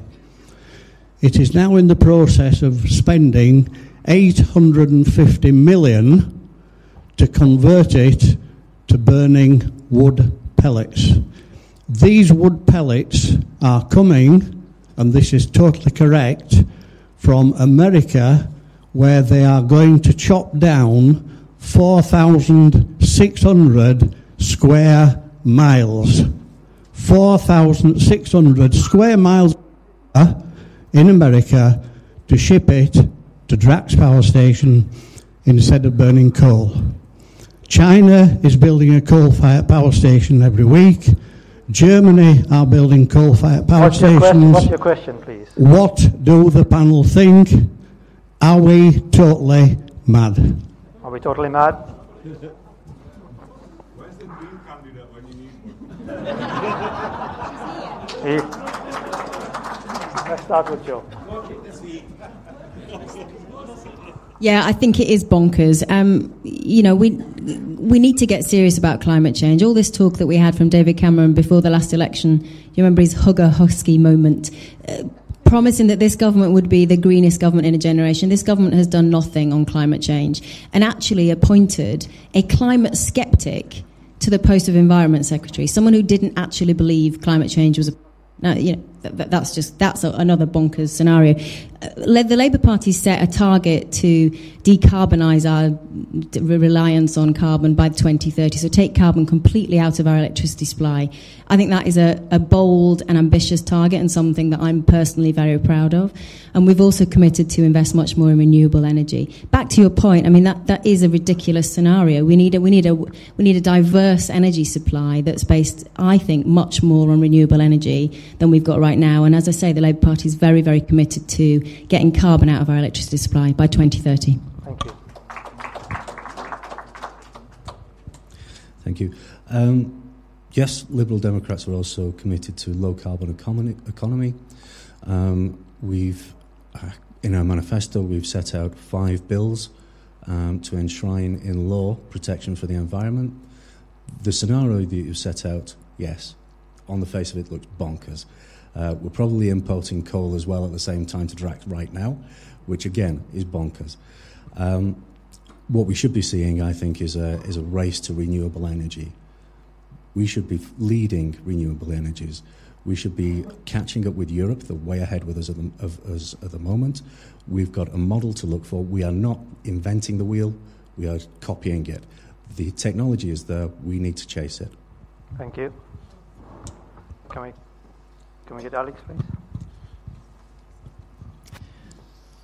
I'm going to be going against what the rest of the panel says. Well, not only is what's going on at Drax bonkers, it's costing you money. It's putting money on your energy bills. It's making us far less competitive. UKIP believe in an energy mix of coal, nuclear, gas and solar. Wind energy is not competitive at all. It costs us 3 to 4 times as much as coal power.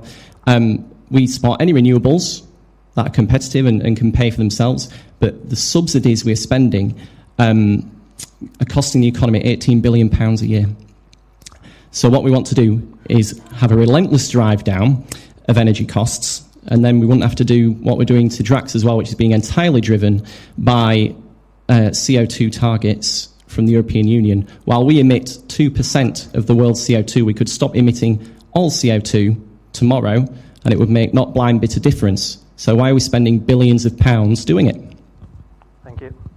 And yes? Yeah, I'm not very familiar with the company that's just been mentioned, but I think, was it Baroness Pinnock there said excellent when it was mentioned that wood is being burnt. I think that's a good thing to do, but as far as the 4,600 square miles of trees that have been chopped down, is it being replaced, or is it just been chopped down and not being replaced? I think if it's being replaced, it's not a bad thing, because the more we move towards away from oil, coal, it's a type energy, it's a good thing. The other problem we've got the technology, for example, to develop fracking.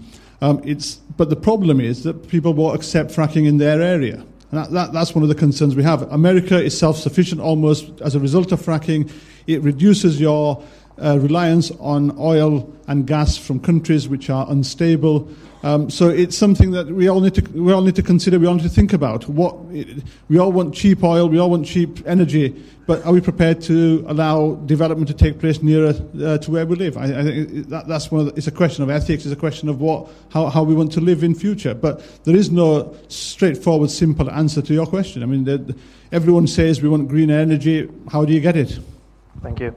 Right, I'm going to take that girl there. She's had her hand up for the last hour, and I think I'll come to you. This question is to all the parties. What are your policies on university tuition fees, and how quickly will you act on these? That's a very good question.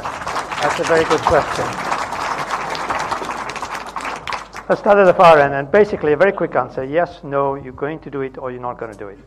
Yes, we're going to do it. I think that very short response. By how much? By how much? The tuition fees by how much? Ideally.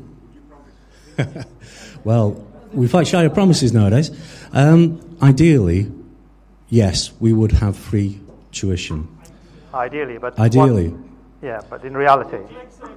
In reality, we're at a situation now where we have record numbers of students. We have record numbers of students from poorer backgrounds in higher education. Right. Can you let him answer the question? Okay. So, yes, we would try and work towards scrapping tuition fees, but the difficulty now is to find the money to do it sustainably and to do it responsibly. The universities that are involved are in favour of the tuition fees. It allows them to do the work that they need to do. So, yes, ideally, yes, we want to scrap tuition fees, and we would like to have them free. Thank you. Realistically, it's going to take a while. Thank you. So it may not happen in your lifetime. Yeah, so the Labour Party is very clear. We are committed to reducing student fees per year from 9,000 to 6,000, which takes quite a hefty chunk off the amount of debt you leave university with. And just an aside, that's a fully costed plan. Right now, kids in Batley and Spen are leaving university with about £44,000 of debt.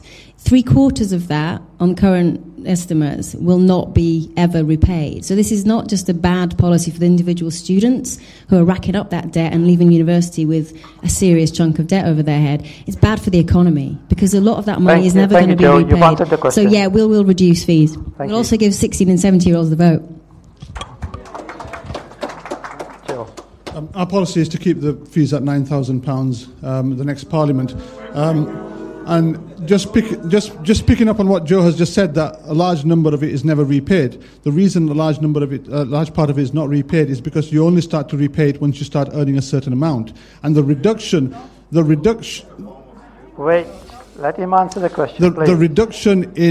The reduction in fees from 9,000 to 6,000 will help the richest graduates, not the poorest, because they are the ones who will be earning a higher amount, and they'll be given a £3,000 discount. The lowest earning graduates will not repay the tuition fee. So that policy which has been introduced of reducing the fees is going to benefit the richest graduates and the richest families, not the poorest. Yeah, that's the question. So glad you asked me that question. I don't trust any of the parties to my left on tuition fees. They've all let us down on tuition fees. I don't trust any of them. What UKIP will do, and again this is a fully costed, independently verified plan, is to scrap. It sounds a bit like the Conservatives with their long-term economic plan, doesn't it? But what we will do is scrap tuition fees completely on science, technology, engineering, maths and medicine degrees. In return, all the student has to do is live, work and pay tax in the UK for 5 years after they complete their degrees. No tuition fees in those fields. That is what we will do. Right, it's nearly 1:45. This gentleman here, and Ibrahim next, and then...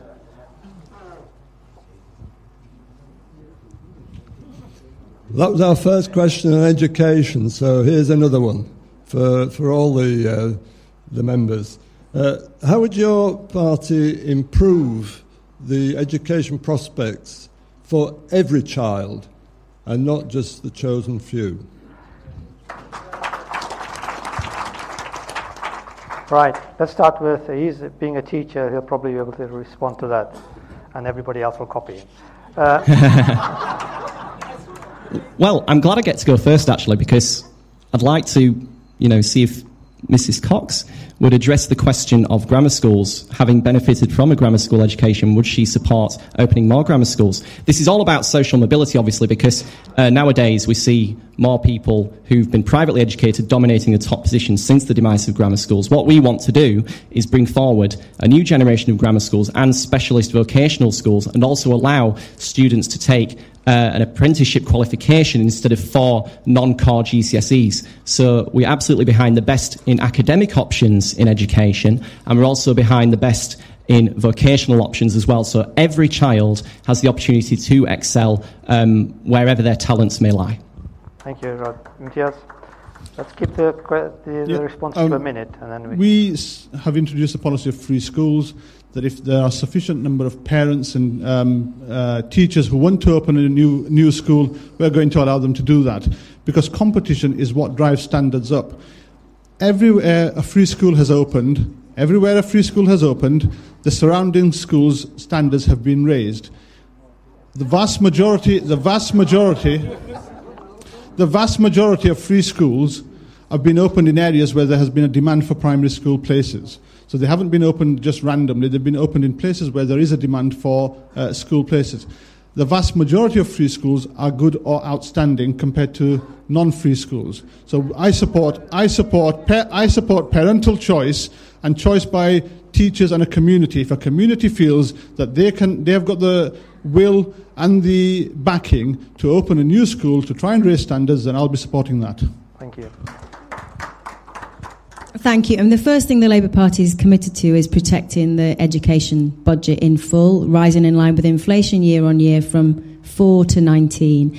The second thing is very different to the Conservatives. We are committed to scrapping the free schools policy. What you've seen through the free schools policy is schools opening up in places where there isn't actually a shortage of school places. For those parents out there who've been, waiting for their response whether their kids are going to go into their primary school of choice, you will know that there is a serious problem in terms of primary school places at the minute. Free schools have been popping up in areas where there hasn't actually been a need. What we want to do is give back control about where schools are situated back to local authorities, so you get proper overview of a region and what parents across a region and area actually need. And we'll use that money from scrapping free schools to invest in primary education so that class sizes are limited to 30 for 4, 5 and 6-year-olds. If you talk to any primary school teacher in a class teaching 32, 33, 34 kids, you'll realise how hard it is to raise standards. The last thing we will do, what we've seen under the last government, is we've had a rise of unqualified teachers teaching in the classroom. We just do not think that is an acceptable policy. You know, teaching kids is one of the most important things that we can do for the next generation. So our policy is to scrap this business of having unqualified teachers, and every teacher teaching in a classroom should be either trained or on a way to teaching profession. Thank you. On the back of a pupil premium, which follows each child, should they need it, through their school lives, what we've done is we've promised now to guarantee funding, like the Labour apparently, to guarantee funding from nursery to 19 and for qualified teachers in every classroom. Thank you. Ibrahim? One of you, all three of you had a hand up, so whoever gets the mic first. Thank you. Slightly maybe controversial. Can I say, nationally, my understanding is the Conservative Party has put complete distance between Conservatives and the Labour Party. They don't see any truck between them whatsoever. However, there's two parts to this question. However, it seems here that you have recruited a member of the Labour Party to go help you recruit members to vote for you from the Muslim community simply on the basis that you are a Muslim. Can you justify that? That's the first question. And secondly, is much more important actually. It's about community cohesion. There's lots of people here who've heard rumours about some comments that you may or may not have made. And I just asked some clarification. That following the brutal murders of the Charlie Hebdo staff and others in Paris, a few days later there was a meeting in Dewsbury where you are alleged to have said that all this terrorism and fundamentalism is because of the Deobandi and the Tabligh Jamaat movement. If yes or no, that's all I'm asking. So the question is directed to Imtiaz. Yeah. Taking your last question first, it's simply not true. I think before you spread any rumours such as that, you should have the quote in front of you, the time it was said, and who it was said in front of, before you make a wild accusation such as that. Well, I think that there was an accusation wrapped up in a question. As far as your first part of the question is concerned, why is a Labour Party member or Labour Party supporter helping me? That question should be addressed to the Labour Party member or Labour Party supporter, not to me. My job is to try and persuade those people who voted Labour at the last election to vote for me. That's the way I will win this election. And I think it's just common sense if a politician says to every voter, whether Liberal, Labour or even UKIP, vote for me on the back of my policies, on the strength of me as a candidate. If that person is prepared to do so, great. That will help me win the election. I'm sure that's no different to what any other candidate is doing. And that sort of cheap political shot in front of a group of people, you've answered the question. Does you no favours. Imtiaz, you've answered the question. Thank you very much. I'm going to take a question here, which was written, and it needs a quick answer, really. Do you support the legislation of same-sex marriage? Yes or no? Yes. Yes. No. Yes, but we should have referendums for this sort of thing. There's a second part to that question. The second part of that question is, should officiating parties be allowed to choose whether or not to perform such ceremonies? Officiating parties. I don't know what... Churches and mosques and things like that. Officiating the ceremony. Yeah. So church, mosques. Yes? Yes? Choose whether or not to perform such ceremonies. So whether mosques and... And yes. Yes, okay, that was quick. So many hands up. Are we going to be here till 10 o'clock this evening? Sorry, yeah. This gentleman's been... yeah. Hello. My question is addressed actually to the representatives of the coalition partners, Tory and Lib Dem. The government says the economy is improving and common people are better off. But it doesn't look like that. Common people are worse off. More than 1 million people now are knocking on the doors of food banks. So how do you explain that? And please excuse me, and pardon me when I say I expect real good, intelligent answers. Thank you. Intelligent answers, quick answers, short answers. Quick and intelligent. Quick, intelligent, and short. Yes. One of the nubs of your question is why are people at food banks and why is the rise there? My concern is that the severity of the sanctions and the benefit system has gone too far. We need to redress that. There needs to be a review of how that works, and we should be taking people out of hardship, not putting them into hardship. Thank you. That was I'd love to comment on this, actually. I mean, the last 5 years we've seen a rise in low-paid jobs and a rise in insecure contracts. The number of people on 0 hours contracts, which means you get a text on a Monday morning telling you how many hours you've got to work that week, has grown exponentially. And the number of people on, very low pay has grown exponentially. The number of people working part-time is high who say they want to work full-time. So that has led to... So a lot of the people using food banks, let's be clear, they're people working. They're working people. A lot of people living in poverty in this country are working people, or they're people who have suffered needlessly from the benefit sanctions that we've seen thrown at people in the last few years. I've spoken to many people in the last few months who have had their benefits cut for no other reason than they didn't apply for enough jobs. These are vulnerable people who we should be supporting, not penalising. Thank you. So, thank you, Joe. And I mean, I'd just say just three things. The Labour Party is committed to raising the minimum wage over the next few years to £8 an hour, to increase that floor so people are earning decent salaries for decent days' work, and banning 0 hours contracts. It's regrettable that a single person has to go to a food bank, let alone a large number. The main reason why people access a food bank, the main reason that people access a food bank is because of the delay in their benefit payments, and as Joe has mentioned, the sanction from the benefits office. Now, as far as sanctions are concerned, I had a meeting with Interserve, which is a company that tries to put people into work who've been out of work for 6 months. They have a fairly strict policy. They allow you to miss your appointments for on 3 occasions. The third time you do it, your benefits will be cut. And I think there is an element of, I support that to a certain degree, because if somebody is not in work, and is not in the habit of work, you have to break that cycle. At the moment, there's too many people who think that welfare is a lifestyle choice. We have to get them into work. Where a person is vulnerable, of course we have to support them.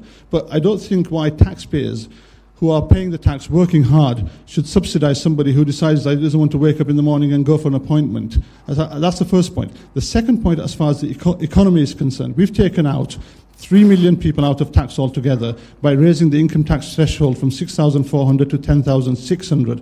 That's a tax cut for 30 million people. So that's a significant number of people who are now better off. Inflation is at 0%. By freezing the fuel duty, your tank of petrol is now £10 cheaper than it was 5 years ago. There are a number of other...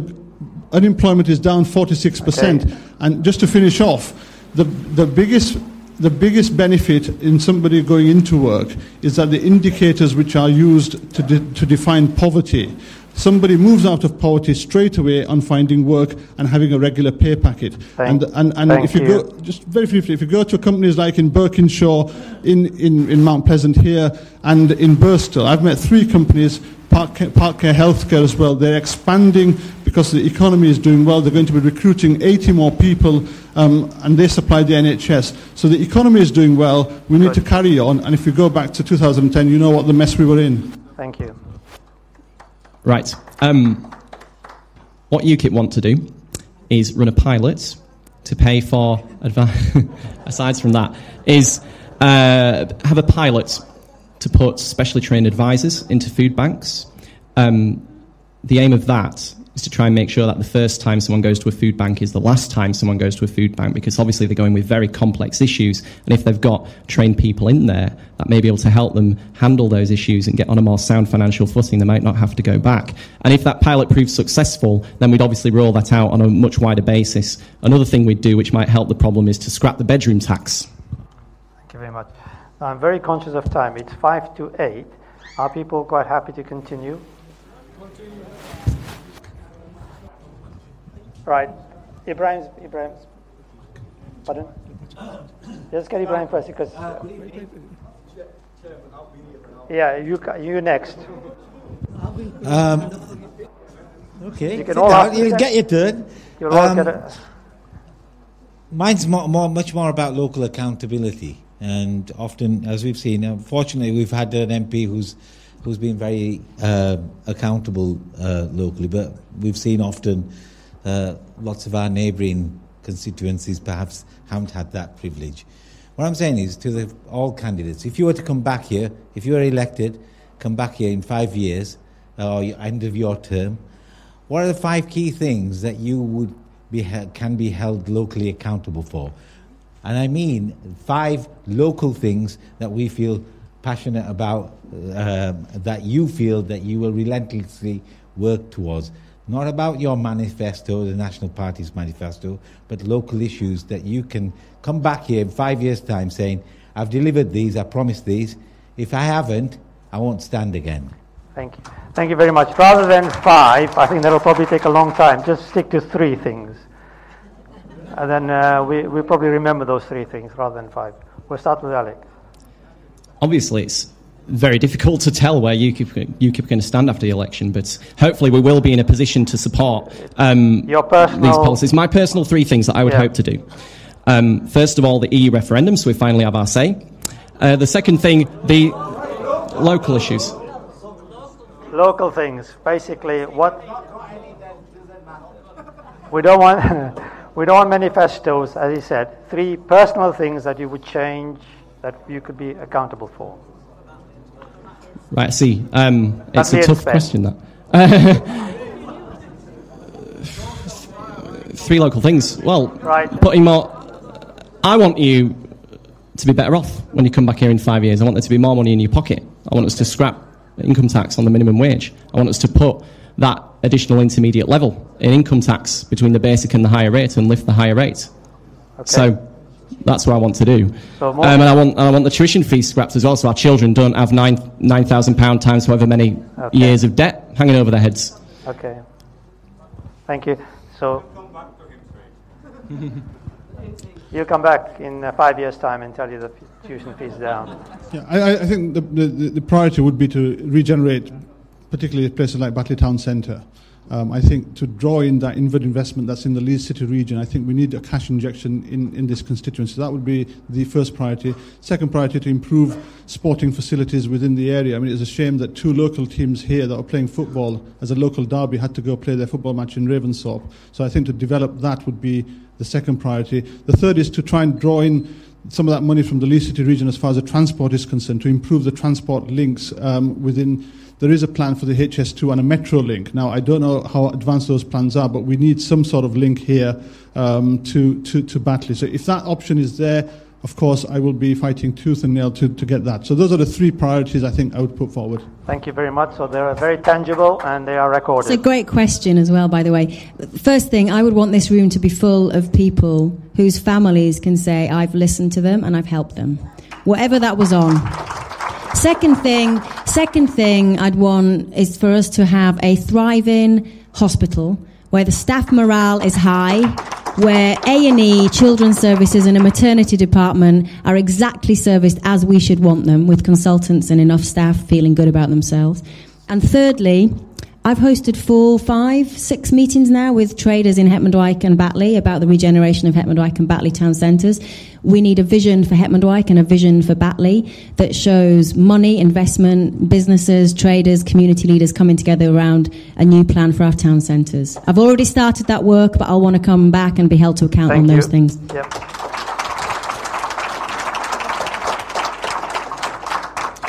The 3 things are quite simple for me. One is businesses and arts development within Batley and Spen. One is community cohesion. And the third one is the development of school standards and facilities. Thank you. Thank you. Do I get another go? No. Just one last question, because he's had his hand up for ages and we... Sorry, I misunderstood. First of all, I'd like to say that no party here is anti-Muslim. I believe every party is Muslim candidates. You shouldn't look at race. We're all proud Brits. So moving on to that point. I'm very concerned about the SNP and them wishing to strip our nation's defences. Which party here is willing to work with the SNP? Which party here is willing to be blackmailed by the SNP to break up our great nation?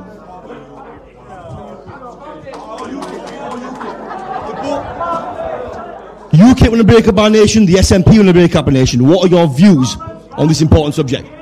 We started at and basically the question is, would you sign a pact with SNP or UKIP, yes or no? No. No, great. No. Great. No, but the Labour Party will definitely do a deal with the SNP. Absolutely, 100%. And I see. Can we?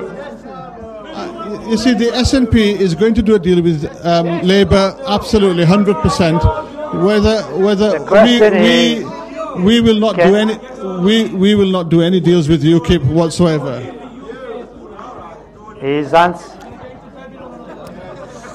We won't work with Labour, the SNP won't work with the Tories, so we won't be any kind of agreement with the SNP. Okay. I think we've been told that it's nearly 8 o'clock and people want to kind of finish because it's prayer time as well. So what I'd like to do is to finish the session now. Can I thank... Yeah, I'm coming to that.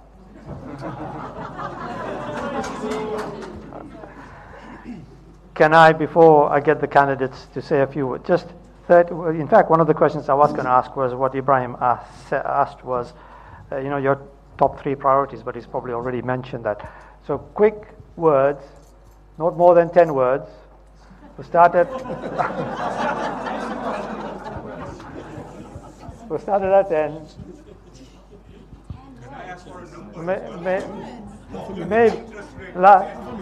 Basically, what would you say to the audience here to vote for you? Okay. 30 seconds, yeah. Okay. Vote for me. I'm running a positive campaign. I'm not interested in dishing anybody else. I'm fighting for Batley and Spen, not fighting anybody, just for the Liberal Democrat views. Thank you. Thank you. I've got the passion, experience and insight to be a really powerful voice for this area, and I desperately want the honour of representing you and your families in our battles with Kirklees and our fight in Westminster. So vote for a local girl and get a Labour MP.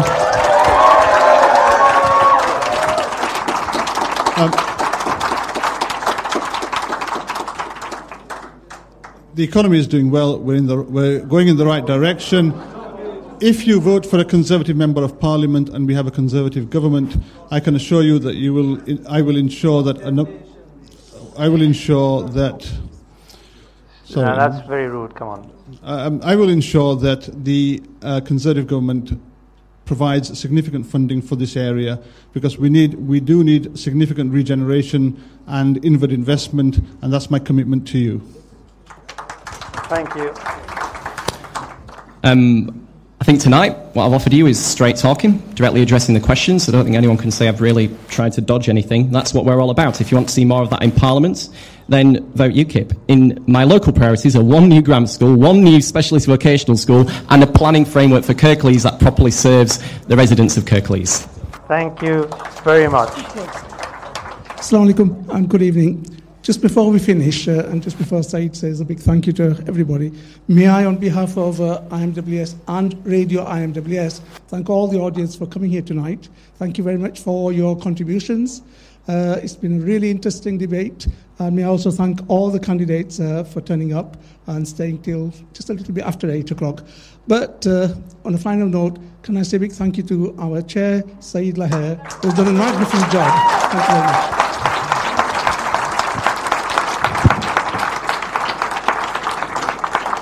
Thank you very much for that. Thank you to the audience. Some very passionate questions there. Obviously, people feel very strongly. Can I ask how many people have actually changed their mind after listening to the candidates? 1. He's lying. It's worth it. I was going to vote for you,